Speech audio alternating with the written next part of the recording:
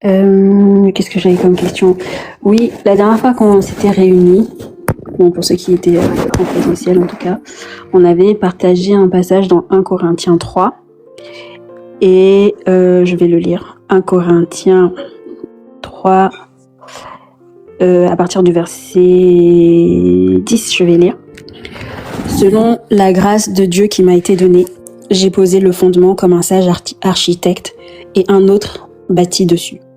Mais que chacun prenne garde à la manière dont il bâtit dessus, car personne ne peut poser un autre fondement que celui qui a été posé, savoir Jésus-Christ. Or, si quelqu'un bâtit sur ce fondement avec de l'or, de l'argent, des pierres précieuses, du bois, du foin, du chaume, l'œuvre de chacun sera manifestée, car le jour la fera connaître, parce qu'elle se révélera dans le feu, et le feu éprouvera ce qu'est l'œuvre de chacun. Si l'œuvre bâtie par quelqu'un sur le fondement subsiste, il recevra une récompense. Si l'œuvre de quelqu'un est consumée, il perdra sa récompense. Pour lui, il sera sauvé, mais comme au travers du feu.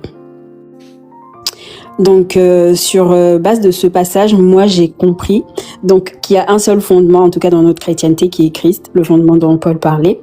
Et il dit donc, personne ne peut poser un autre fondement que celui qui a été posé, à savoir Jésus-Christ. Mais d'après ce qu'il dit après, je comprends que sur ce même fondement, Jésus-Christ, on peut bâtir autre chose que ce qui est de Dieu. Enfin, quand il dit après, on va en fait éprouver l'œuvre de chacun, ça veut dire qu'il y a des gens qui vont utiliser ce fondement qui est Christ et bâtir autre chose. Je suis pas sûre de saisir en fait. Et bâtir quelque chose qui est pas de Christ en fait. Donc on peut bâtir quelque chose qui est pas de Christ sur le fondement qui a été posé. Et après, le Seigneur viendra éprouver ces choses-là. C'est la question qui me taraude. T'as répondu toi-même, hein? Donc c'est possible de bâtir autre chose. Ça me stresse. Si, le fondement c'est Christ. Quand on veut, le fondement c'est Christ. Vous savez que Christ est le fondement, tu vois. Donc quelqu'un peut, je prends un exemple simple. Dans Matthieu 7 là, quand le Seigneur parle des faux prophètes, ils viennent avec le nom du Seigneur. Ils font des choses avec le nom du Seigneur, tu vois. Donc le fondement c'est Christ. Mais on peut bâtir autre chose qui n'est pas de Christ. Tu vois, on ramène Christ, on ramène le fondement, on ramène son nom, on vient au nom du Seigneur. Mais ce qui est fait n'est pas fait en son nom. C'est ce qu'on voit malheureusement aujourd'hui dans nos églises. Le fondement c'est Christ, c'est-à-dire que même les faux, ils viennent avec le nom de Jésus. Donc, ils ramènent le fondement Christ, mais ils peuvent bâtir autre chose qui n'est pas de Christ. Tu vois? Mais pour les vrais. Parce qu'il dit après, en fait ça me stresse, parce qu'il dit après, en gros, si ton œuvre est consumée, tu perdras ta récompense. Pour toi, tu seras sauvé, mais comme au travers du... Ça veut dire que, est-ce que inconsciemment, on peut bâtir une œuvre qui sera consumée, en fait, en étant nous-mêmes fondés sur le fondement? Tu peux répéter, est-ce qu'on peut bâtir une œuvre? Une œuvre, donc, qui sera consumée, c'est ça, non? Et perdre notre récompense, alors que on est bâti ou fondé sur le fondement. Oui, comme je dis, le fondement, c'est pas le problème, hein. Le fondement, c'est Christ. Tu vois? Le fondement, c'est Christ. Maintenant, un enfant de Dieu peut bâtir des choses qui ne sont pas, qui ne sont pas de Dieu. C'est pas le verset même qui parle de la récompense, là. On perdra sa récompense. Et... Attends... Verset 13, 14. Car le jour le fera connaître parce qu'elle est là. Si l'œuvre bâtie par quelqu'un sur le fondement subsiste, il recevra une récompense. Ok. Si l'œuvre de quelqu'un est consumée par le feu. Donc c'est ça. En fait, il faut voir, il y a deux cas. Tu vois. Il y a deux types de bâtisseurs. Il y a les vrais et les faux. Tu vois. Il y a deux types de bâtisseurs. Il y a les vrais et les faux. Entre les deux, le fondement c'est le même, c'est Christ. C'est que les faux viennent avec le nom de Christ. Les vrais viennent avec le nom de Christ. Tu vois. Non, pour les vrais là. Pour les vrais, ils peuvent faire des choses qui... Comment je peux dire ça?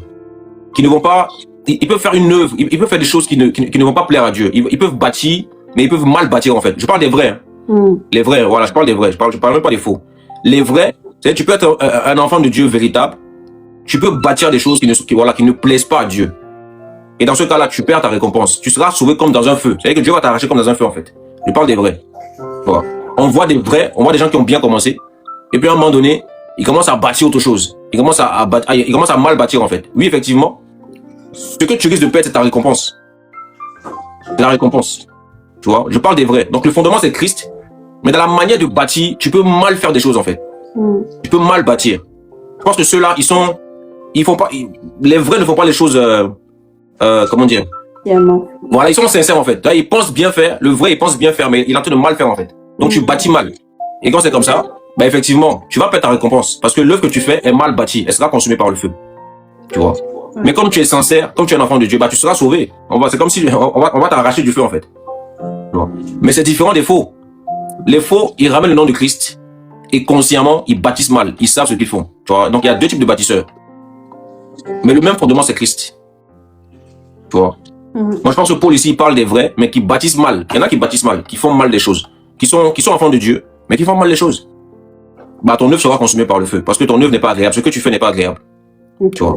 Ce que tu fais n'est pas agréable. Mais, tu es un enfant de Dieu, tu es sincère, tu penses bien faire. Bon, le Seigneur, dans sa miséricorde, il va te sauver quand même. Il va te sauver. Mais donc, on peut mal bâtir, en fait, en tant qu'enfant de Dieu. On peut mal bâtir. Et dans ce cas-là, ce qui est mis en jeu, c'est ta récompense. Parce qu'on aura des récompenses au ciel. La Bible dit qu'on va passer devant le tribunal de Christ. Tu vois. Chacun, en fonction de ce qu'il a fait. On va lire ça, je crois, 2 Corinthiens 5, le verset 17.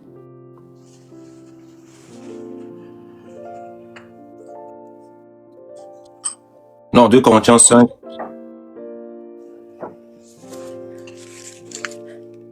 Je sais pas si c'est 18 ou... C'est quoi, 18? Je crois que c'est 18 ou... Attends, pas 17. Il y a un verset où on parle du tribunal de Christ. Je l'ai plus en tête. Attends. Attends, je vais chercher ça. Le tribunal de Christ. Il y a un verset où on va tous passer devant le tribunal du Seigneur. En fonction de ce que chacun a fait. 2 Corinthiens 5, 10, voilà, c'est ça. Verset 10. Merci. Ok, je vais lire. Ouais, tu peux Car lire. il nous faut tous comparaître devant le tribunal de Christ, afin que chacun reçoive selon le bien ou le mal qu'il aura fait, étant dans son corps. On dit selon le bien ou le mal. Or, le tribunal de Christ n'a pas vocation à nous condamner. Nous sommes déjà sauvés. Mais en fonction de en fonction de la manière dont tu as fait les choses de Dieu, on va être jugé. Avec le jugement, ça sera par rapport aux grâces qu'on aura. Tu vois. Donc, en fonction du bien ou du mal que tu as fait, dans l'œuvre que Dieu t'a donnée, on peut mal faire les choses, on peut bien faire les choses. Tu vois. Donc, on peut mal bâtir, on peut bien bâtir. Donc, en fonction de cela, Dieu va, ton œuvre sera consumée. Si ton œuvre est bien bâtie, tu auras ta récompense. Mais si ton œuvre est mal bâtie, elle sera consumée, tu n'auras pas ta récompense en fait. Tu vois. Donc, Paul parle des vrais enfants de Dieu qui bâtissent mal, qui font les choses mal. Bah, ton œuvre sera consumée, tu n'auras pas de récompense, mais tu seras sauvé comme dans un feu. Le Seigneur va t'arracher en fait. Tu vois.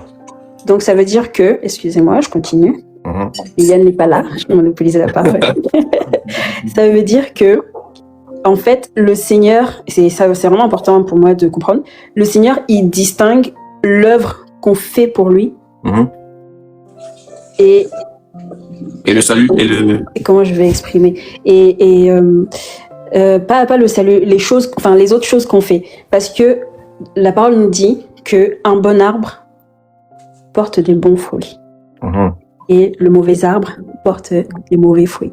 Souvent, on va voir un fruit très manifeste chez un frère ou une sœur en Christ et on va se dire, c'est pas un bon fruit. D'accord? Et si c'est pas un bon fruit, ça veut dire que c'est pas un bon arbre. Si je fais juste A plus B égale C, juste comme ça simplement, sans aller plus loin. Maintenant, on nous dit que ceux qui seront au tribunal de Christ, ils auront fait aussi des mauvaises œuvres. Ils auront bâti ou fait des mauvaises œuvres. Mais quand on parle des œuvres, là, c'est les choses qu'on fait pour le Seigneur ou c'est les œuvres c'est genre notre vie de tous les jours? Non, il faut faire la différence entre le fruit et l'œuvre. Merci. C'est deux choses différentes.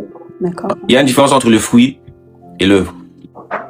Quand on dit que un arbre qui est bon ne porte pas du mauvais fruit. En fait, si tu lis, je crois que c'est Matthieu 7, le Seigneur parle des faux. Il parle des faux prophètes. Ok. Il parle des faux prophètes, tu vois. Donc, un faux prophète, quand il dit qu'un arbre qui est bon ne peut pas porter du mauvais fruit, c'est-à-dire que celui qui est faux là, il peut pas être vrai, il peut pas devenir vrai, c'est impossible. Ok. Tu vois, celui qui est faux, il peut pas devenir vrai.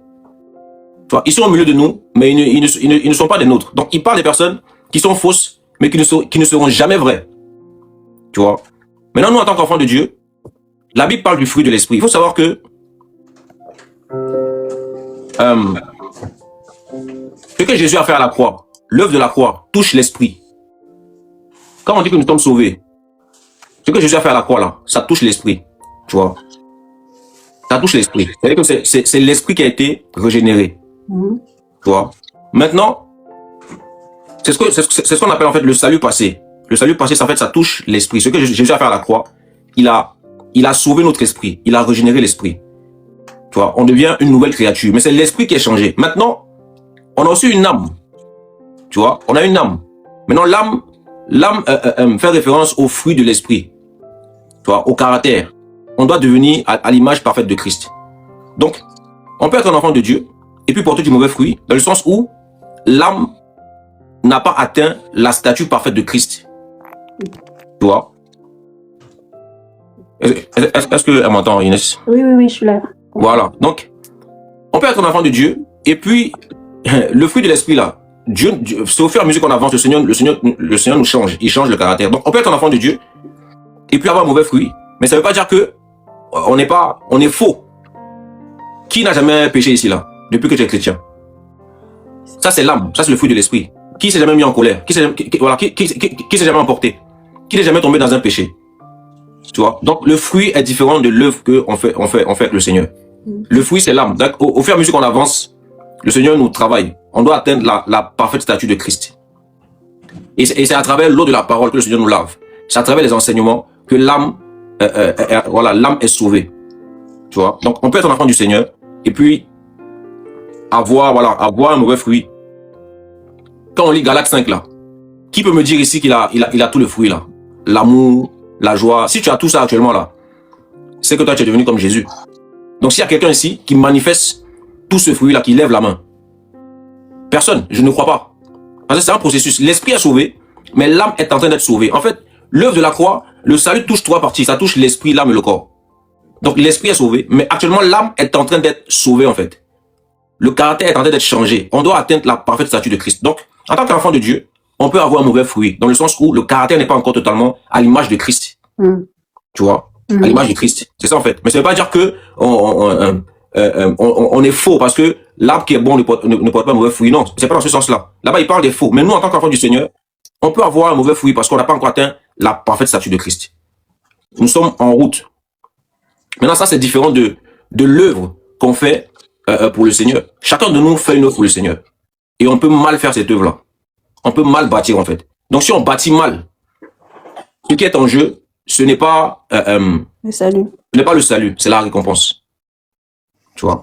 C'est la récompense. Donc, par rapport au fait de bâtir, là, on peut mal bâtir. Mais ce qui est en jeu, c'est la récompense. Okay. Et que devant le Seigneur, là, on sera jugé par rapport tu seras jugé par rapport aux grâces que le Seigneur t'a données. Par rapport à ce que tu as fait, par rapport à l'œuvre que tu as fait, par rapport aux grâces que tu as reçues, bah, tu seras jugé.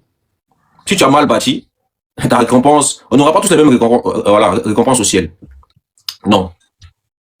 On n'aura pas tous les mêmes récompenses. Papa Justin avait parlé des récompenses, mais il y a beaucoup de récompenses. Donc, chacun de nous, en fonction de comment est-ce qu'il a bâti son œuvre, si ton œuvre est bien bâtie, écoute, tu auras les récompenses qu'il faut. Mais si ton œuvre est mal bâtie, là, tu n'auras pas de récompense. Donc, au ciel, là, il y en a qui seront au parvis. Il y en a qui seront dans le lieu saint. Il y en a qui seront dans le sein des saints. On n'aura pas tous la même position. On n'aura pas tous les mêmes corps.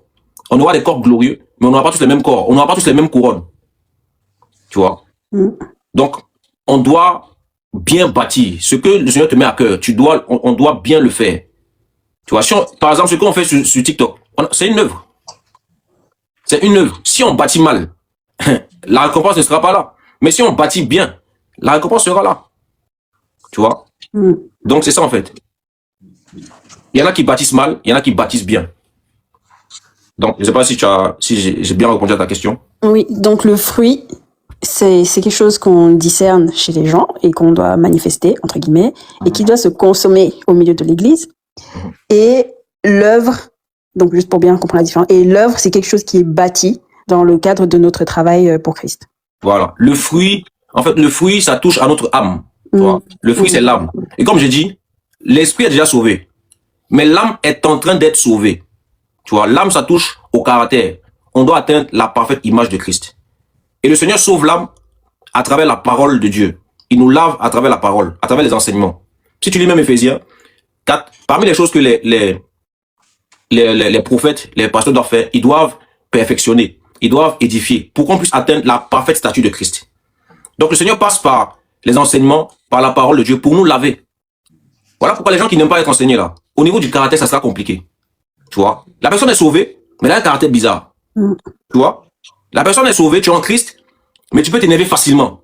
Non, ça ne veut pas dire que tu n'as pas le Saint-Esprit. Tu as le Saint-Esprit, mais l'âme n'a pas encore atteint un certain niveau. Parce que ce qui lave l'âme, ce qui nous lave l'âme, c'est la parole.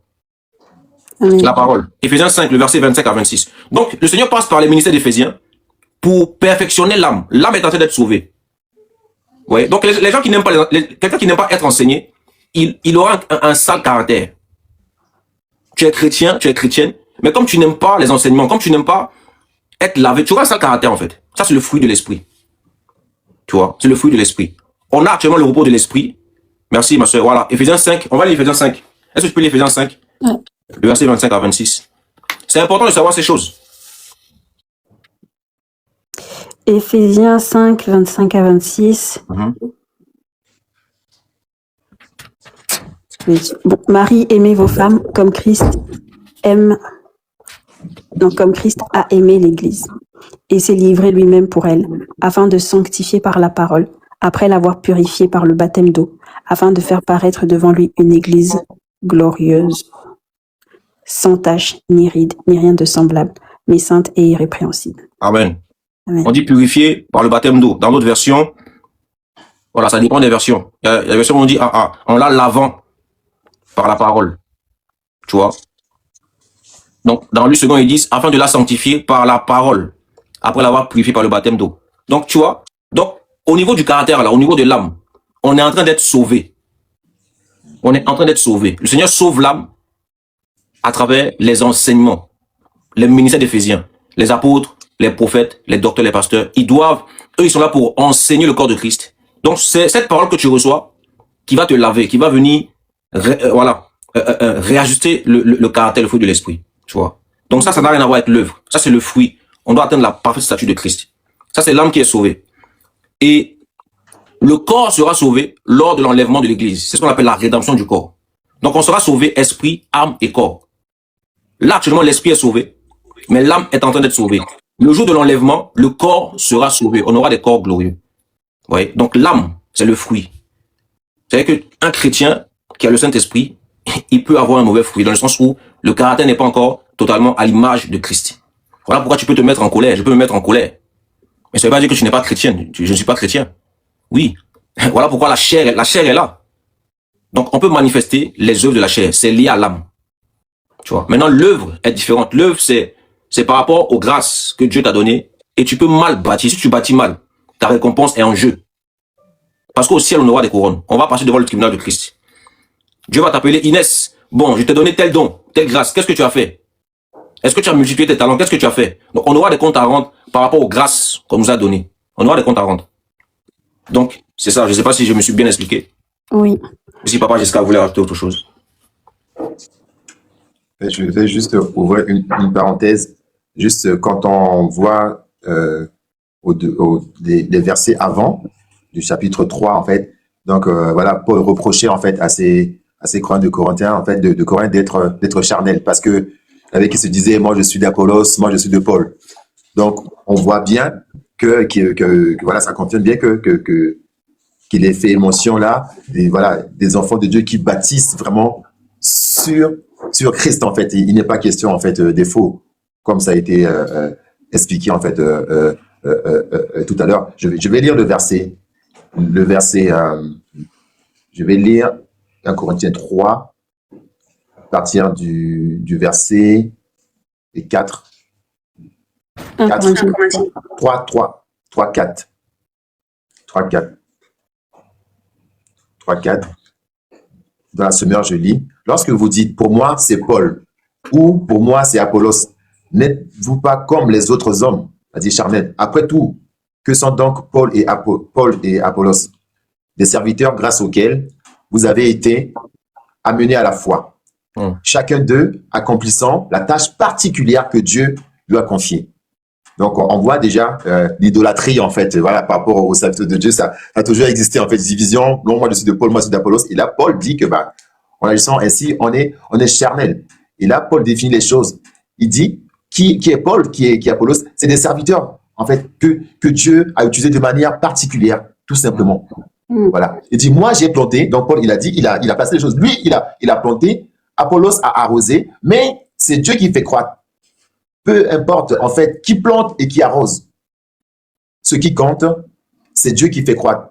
Celui qui plante et celui qui arrose sont égaux et chacun recevra son propre salaire ou sa propre récompense en fonction du travail accompli. Donc, encore une fois, on voit, il est question du travail, en fait, de l'œuvre, en fait, accomplie, de ce que Dieu nous donne de faire.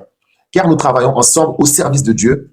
Et il dit, vous êtes le champ qu'il cultive ou encore, vous êtes l'édifice qu'il construit. Donc, encore une fois, on voit la confirmation qu'il est question du travail, en fait, accompli. Mais en fait, voilà, comme c'est expliqué, Paul, il a mis l'accent sur, en fait, la qualité des matériaux, maintenant, qui vont être utilisés pour construire sur ce fondement-là, ce fondement Christ.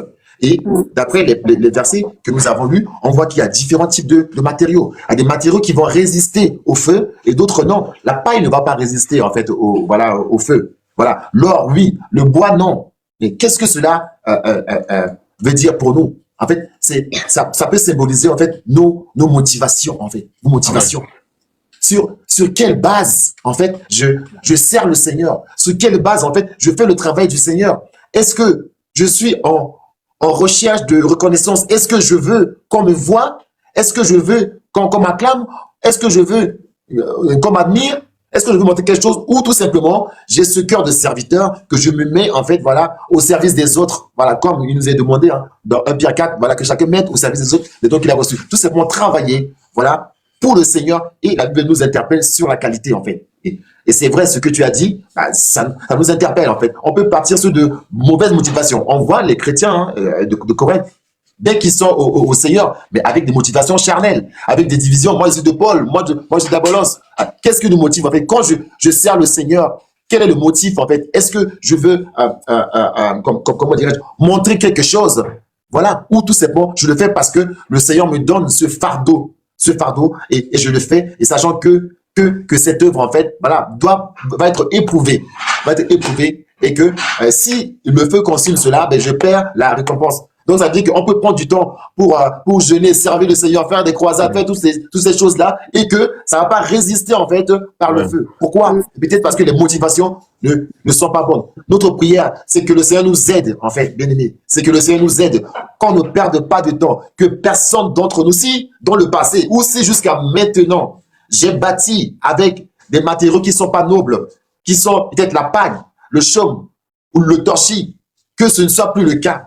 Que le Seigneur nous aide vraiment à bâtir sur le fondement, comme la Bible déclare, hein, le fondement, la pierre angulaire, c'est Jésus-Christ. Que le Seigneur nous donne la grâce de bâtir avec des matériaux nobles, comme de l'or, comme de l'argent, ce qui va résister en fait à l'épreuve du feu. Que le Seigneur renouvelle notre intelligence, que le Seigneur ouvre notre intelligence, que le Seigneur nous donne encore de nous attacher à lui, et que quand nous le servons, que ce ne soit pas par obligation, mais que ce soit en fait avec un amour brûlant, en fait le feu de Dieu qui brûle en nous, afin que vraiment que par sa grâce, que nous puissions continuer à nous appliquer, Pour cela, on va prendre 1 Corinthiens 15, 58, j'ai le passage qui me vient là. 1 Corinthiens 15, 58. Amen. 1 Corinthiens. Voilà. 1 Corinthiens 15, 58. 15, 58, voilà. Ainsi, mes frères bien-aimés, soyez fermes, inébranlables, travaillant de mieux en mieux à l'œuvre du Seigneur, sachant que votre travail ne sera pas vain dans le Seigneur. Amen. Amen. Amen. La Bible nous invite à être ferme, inébranlable, à travailler de mieux en mieux. Donc, on voit la qualité, en fait. La qualité. Ce n'est pas que je fais parce qu'il faut faire. Même dans le monde, en fait, quand les choses sont faites, en fait, on va évaluer, en fait, la qualité. Même, vous voyez, les fruits qui sont sur le marché, c'est les fruits, dans les grandes surfaces, c'est les fruits qui ont passé le test de qualité, en fait. Il doit avoir, en fait, un certain calibre, etc., en fait, pour que ce soit vendu. En fait, sinon, vous n'allez pas retrouver ça dans les grandes surfaces. Vous allez peut-être retrouver ça dans les marchés, vous voyez. Donc, il est question de qualité, en fait. Il y a des normes de qualité, déjà, dans le monde. Et on voit que cela, déjà, en fait, notre Dieu, il est l'excellence. Là, il déclare que Dieu vit tout ce qu'il a fait et c'était bon et parfait. Vous voyez que Dieu nous aide, en fait, vraiment à nous appliquer, comme la Bible nous dit, à travailler sans relâche ou à travailler de mieux en mieux, c'est-à-dire à travailler efficacement pour l'œuvre du Seigneur. Et l'œuvre du Seigneur, c'est quoi? Ce n'est pas forcément de prendre l'avion, aller ailleurs, mais ce que Dieu nous a confié, tout ce que nos mains trouvent à faire pour le Seigneur, que nous nous appliquons, que je m'applique. Voilà, moi, je dois servir pour le moment à envoyer les annonces, mais que je le fasse de manière efficace. Si je dois chanter, que je le fasse de manière efficace. Si je dois en fait intercéder, que je le fasse de manière efficace et de mieux en mieux. Donc là, il est question de progrès sans relâche pour le Seigneur. Et là, il déclare, comme Dieu est juste, il y a la récompense. Sachant que la peine que vous vous donnez au service du Seigneur n'est pas inutile. Voilà. Que le Seigneur nous pardonne pour que le Seigneur nous pardonne pour toutes les fois où nous avons avancé des arguments, des raisons pour ne pas servir le Seigneur. Non, il y a ci, il y a ça, il y a ça, il y a ça. Mais que Dieu nous aide à travailler de mieux en mieux, sachant que la récompense est au but. Et nous ne voulons pas perdre en fait la récompense, que l'œuvre, que le travail que nous accomplissons pour le Seigneur puisse vraiment traverser l'épreuve de feu et que cela résiste et qu'on puisse avoir la récompense au nom de Yeshua Mashiach. Amen. Amen. Amen. Donc, juste pour m'avancer un peu, parce que forcément, les fruits auront un impact sur l'œuvre, d'après ce que moi je vois, puisque sans même passer par les bons fruits, quand on voit quelqu'un qui œuvre manifester un mauvais fruit, ça entache son œuvre. Sans parler de ce qui se passe au ciel et tout, hein, pas sans parler des récompenses d'après, mais ça entache l'œuvre. Ça veut dire que, pas pour donner un ordre de priorité, mais sachant qu'en plus, c'est le travail aussi du salut de notre âme, il est vivement important de travailler sur le caractère, donc plutôt de se plonger dans la parole qui peut changer notre caractère et nous permettre de manifester les fruits, plutôt que de se concentrer sur l'œuvre premièrement. Pas pour donner vraiment un ordre, encore une fois, de priorité, mais on voit quand même qu'il y a un effet de l'un sur l'autre et qu'il y en a un aussi où notre salut est en jeu. Donc voilà, c'était juste ma petite réflexion. Voilà.